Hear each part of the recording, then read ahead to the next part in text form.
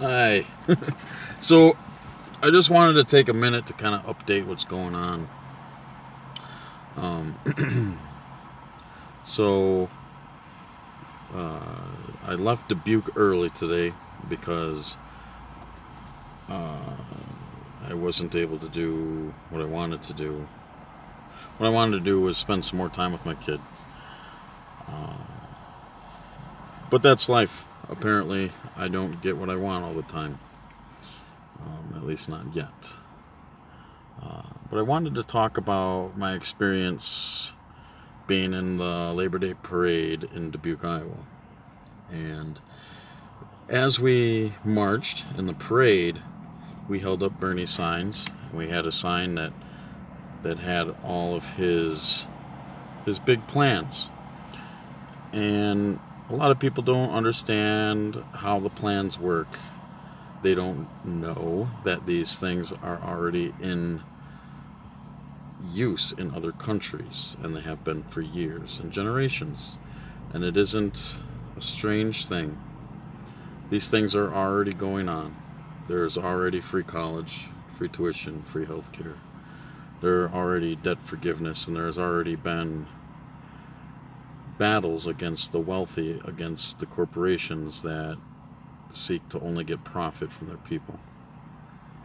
This isn't a new problem, and these aren't new answers. But Bernie Sanders has the balls to stand up and fight for us. And the group of people that I was out there with, they know this. They know it because a lot of us have had it a little bit harder than maybe the next person. And we're passionate about it.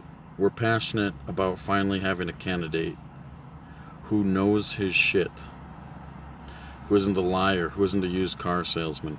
He's a real worker, and he knows how to get this shit done. He's been around. And I gotta explain to you that I'm a construction worker. If I'm gonna do something, if I'm gonna build a house, I would rather have the oldest, wisest, and most honest old geezer on my crew than 10 lazy young people who have no idea. And that's what we're facing right now. I've had people devote time to me, invest in me, put their energy into building me up. I'm talking about myself. I've had old men, people who've been around the block, and they've come into my life and they've walked alongside me and they've taught me stuff.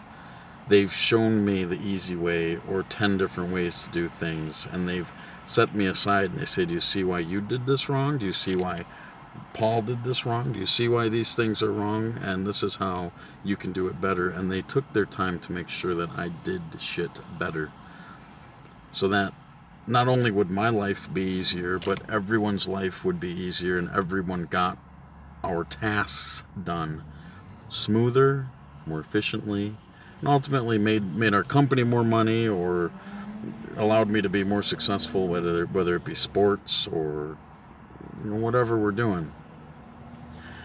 And I listened. And the reason that they chose me to teach me these things and spend the time on me is because I listened. I got news for you, folks. A lot of people, they ain't gonna listen.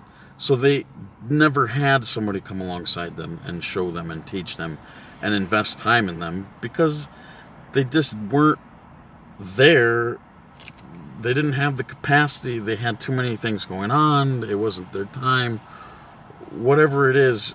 So I've been that vessel that older, wiser people have invested in me. And I'm mostly talking about sports, and I'm mostly talking about construction, masonry, concrete, and railroad stuff. And this isn't politics. This is just stuff where if you're a foreman, you're a boss, you're the oldest guy in the crew, and you know everything, you're not going to waste your time telling somebody who doesn't care. You're going to tell the people or the guy on the crew who has the most potential. And I've been that guy on most crews, okay? And I'm not trying to boast. I'm just giving you an example of who Bernie is. Bernie is that guy.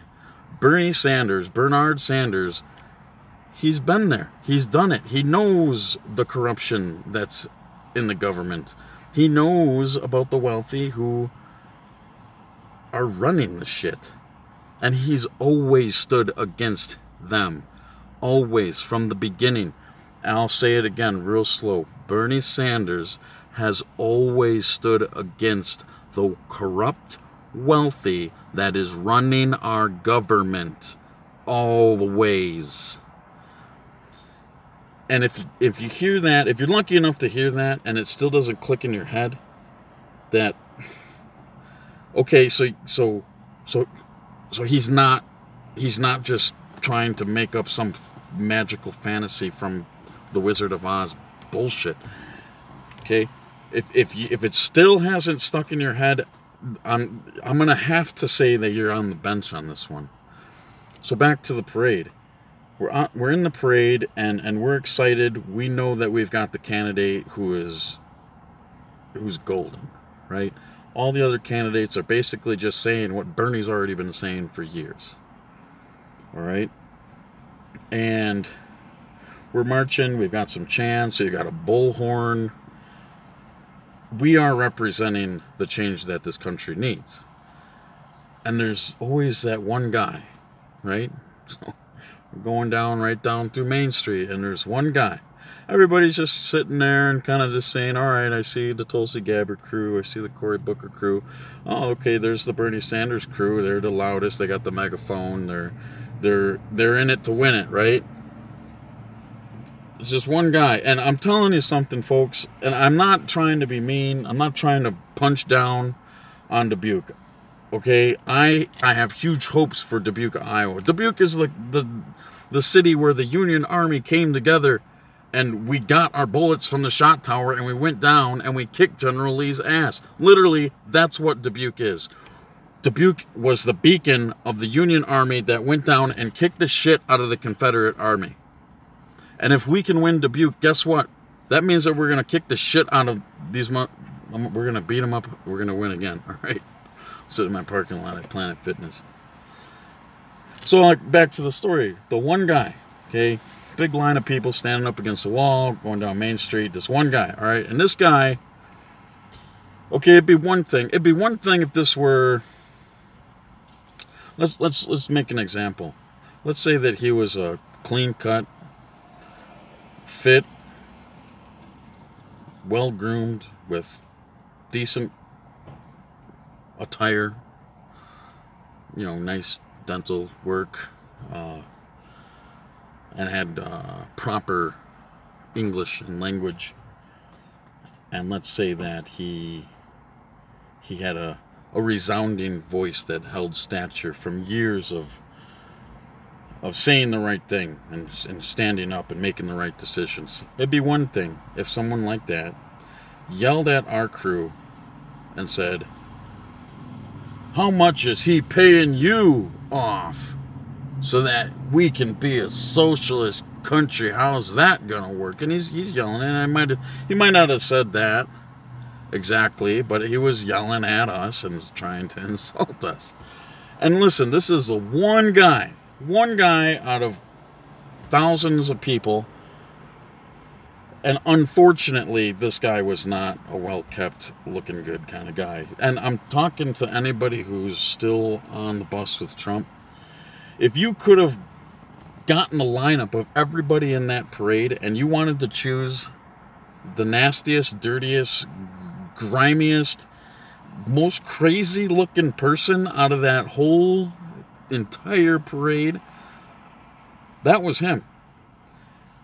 And he was up and moving towards us and yelling something crazy. It doesn't look good for you. It does not look good for you if that's your spokesperson. All right? I'm sorry. And you know what we did to answer it?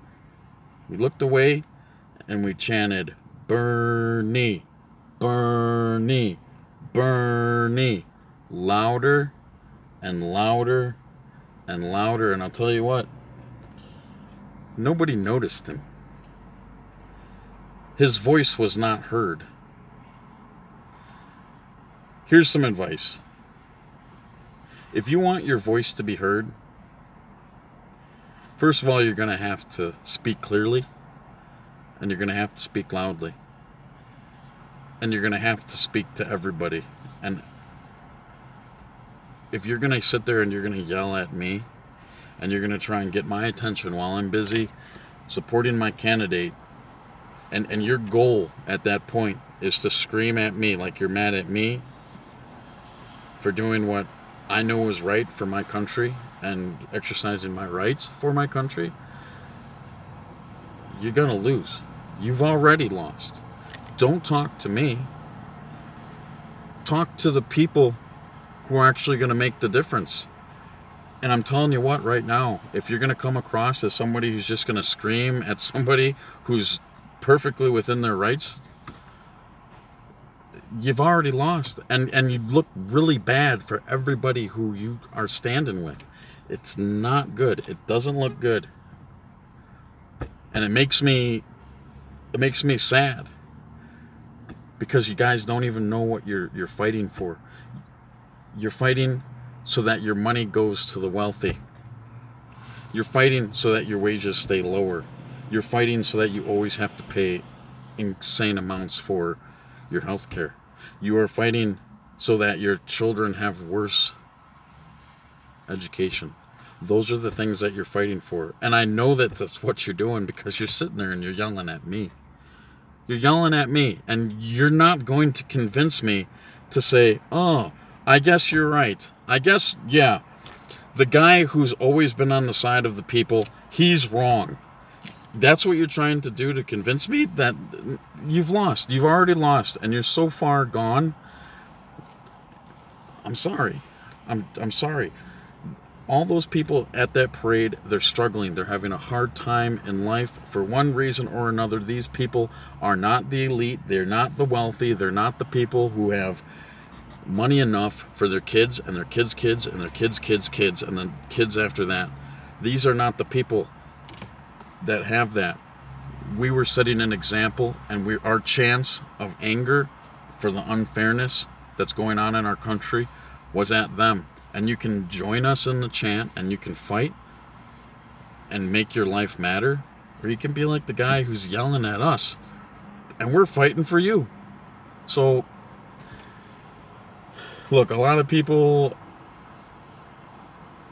Now, let me be more honest here.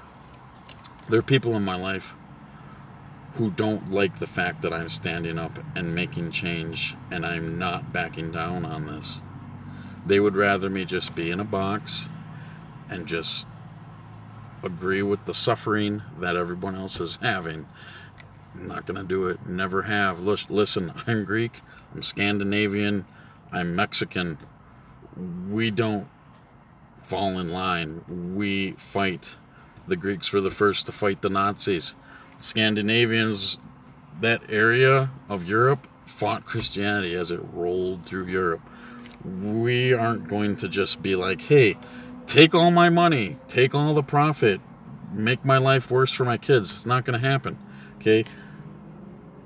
We've had enough taken from us. They have written the rules enough. It's time for us to write the rules. And I'm trying my best, and I'm finding, and it's always the same. Everything that you try and do in life, if it's worthwhile, it's worth fighting for. And when people see that you're fighting for something, and you're all in, and you're getting results, and things are getting done, and they see that they're being left behind, you know what they want to do? They want to put something over your head so you don't keep going. They want to keep you down. And I'm telling you, we are doing this for everybody. We're not doing it for us so that we get a profit over the next guy. We want all of us to have the same liberties that other countries have. We want to have what we deserve. We want to have what we work for. And this is America. We can do that, and we have to stand together, and we can do this. But everybody's got to be all in. Get away from that crazy dude that looked homely and was yelling at me. Like, why are you yelling at me? Listen, all of us together. So, I didn't exactly get to all the points that I wanted to say today, but you know, it's, if you've ever had any experience in life where you finally just had enough of someone's bullshit, you either fucking crawl up into a fetal position and you give up, or you knuckle up and you take them on. And we're strong enough to do that. Don't crawl up in the fetal position and say, oh, we're just going to settle for another puppet for the billionaires.